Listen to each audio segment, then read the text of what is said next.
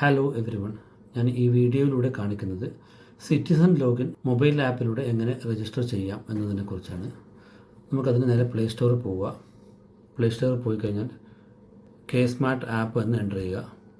അപ്പോൾ നമുക്ക് ഇവിടെ കാണാം K smart local self government. അത് ഇൻസ്റ്റാൾ ചെയ്യുക. ഇൻസ്റ്റാൾ ചെയ്ത് ഓപ്പൺ ചെയ്തതിന് ശേഷം ഇവിടെ കാണാം മൊബൈൽ നമ്പർ, അതുപോലെ തന്നെ phone number, email, pan card, അതല്ലെങ്കിൽ റീസെറ്റ് ഫോൺ നമ്പർ. അതിൻ്റെ താഴെയായിട്ട് കാണാം ക്രിയേറ്റ് യുവർ അക്കൗണ്ട്. അപ്പോൾ നമ്മൾ ക്രിയേറ്റ് അക്കൗണ്ട് കൊടുക്കുന്നു. അതിൽ മലയാളവും ഇംഗ്ലീഷും ഏത് വേണമെങ്കിലും നിങ്ങൾക്ക് സെലക്ട് ചെയ്യാം. അതിൽ ഞാൻ ഇംഗ്ലീഷ് സെലക്ട് ചെയ്തു. എഗ്രി എന്നുള്ള ബട്ടൺ ക്ലിക്ക് ചെയ്യുന്നു. അവിടെ ആധാർ നമ്പർ കാണാം. ഇവിടെ ആധാർ നമ്പർ എൻ്റർ ചെയ്യുക.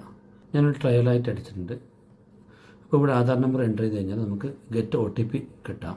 അപ്പോൾ നമ്മൾ ഗെറ്റ് OTP ക്ലിക്ക് ചെയ്യുക. ഇതുപോലെ വരും. അപ്പോൾ നമ്മൾ OTP വെരിഫൈ ചെയ്യുക.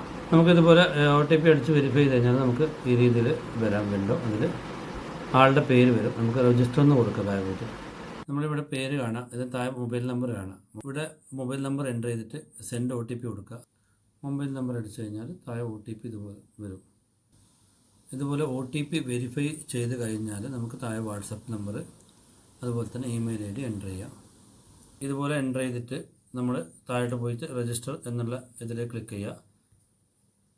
അപ്പോൾ നമ്മളുടെ കെ സ്മാർട്ട് സിറ്റിസൺ ലോഗിന് മൊബൈൽ ആപ്പിൽ രജിസ്റ്റർ ആവും. ഈ രീതിയിലാണ് നമ്മൾ മൊബൈൽ ആപ്പിൽ രജിസ്റ്റർ ചെയ്യുന്നത്. നിങ്ങൾ ഇൻ കേസ് നിങ്ങൾ സിറ്റിസൺ ലോഗിൻ ഓൾറെഡി വെബ്സൈറ്റ് വഴി ചെയ്തിട്ടുണ്ടെങ്കിൽ നമുക്കതിൽ ലോഗിൻ ചെയ്തിട്ട് ഉപയോഗിക്കാം.